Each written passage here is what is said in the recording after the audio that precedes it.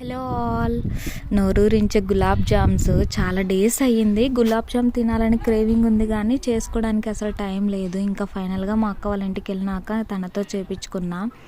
Gulab jams అయితే చాలా బాగా వచ్చాయి.